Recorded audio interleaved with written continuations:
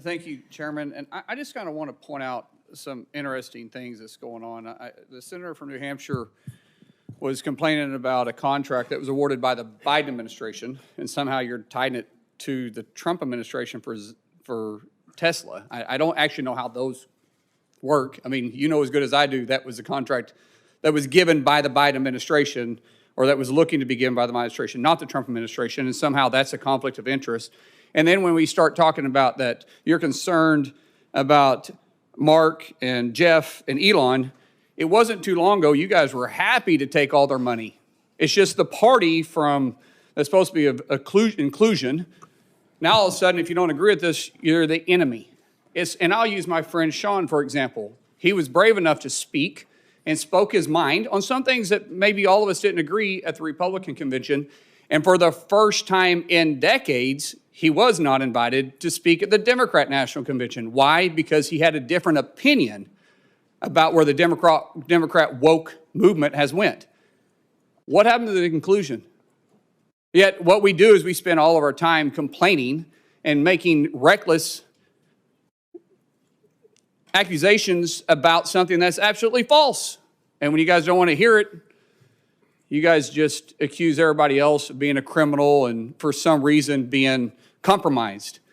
It's ridiculous. Absolutely ridiculous. It's the same thing we heard in 2017, and yet you guys are just recycling. You guys are doing nothing but trying to stir up your base by fear when it's absolutely 100% wrong and shouldn't even exist.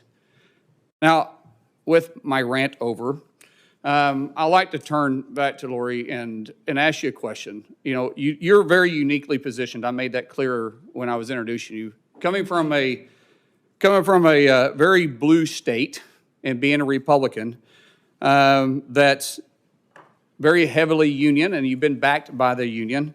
You have the support of a new coalition that President Trump has brought together. That's right. What role do you think you play in this new coalition? Thank you, Senator Mullen. For one, thank you again for being here today and introducing me. But on this question, building the bridge, and I think that this is the new direction. 77,300,000 Americans voted for President Trump. We know that the American worker, wherever they are on the continuum, if it's organized labor, if it's employees, if it's employers, they supported and gave the president a mandate. He won 312 electoral votes. He won all the swing states, and he did have a mandate. But in that mandate, what's unique about this time is the fact that he included the American worker of being first. He's talking about the men and women who build this country. That's the focus. And I believe that the president nominated me to bring my experience, not only as a mayor, not as a business owner, but because I did garner labor support. The president and I align in this issue, that if we focus on the American worker, despite the politics that is going to come up sometimes, we're not going to agree on everything, but we can agree that we are at a pivotal moment in this history to capitalize and support the American worker, and that everyone can achieve the American dream. I know how important that was for my family. I know how important that is to all your constituents, and I want to bring people to the table. And when they're at that table, I want them to stay at that table, because I know sometimes they're going to disagree.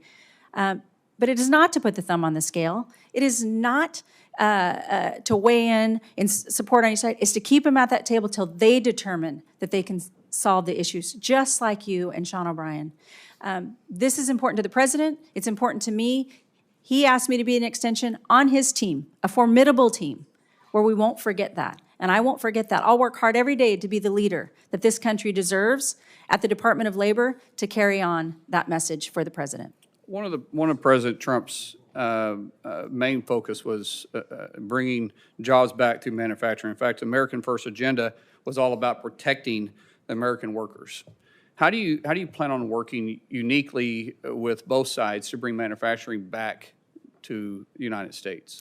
Well, again, thank you for this question, because it is where we have been lacking. We have seen communities be decimated, small rural communities where, Oregon is a timber industry, and they have been decimated over the last 15, 20 years. We have to bring those back so we can build up our communities. I look forward to investing in the workforce. Again, it was mentioned WEO, which is a bipartisan effort, and as a member of Ed and Workforce, I was proud to honor that. And if President Trump wants to bring that forward, I look to working with all of your office for that workforce investments to build up those jobs, to reinvest in those manufacturing jobs. Thank you so much. Thank I you, yield back. Senator.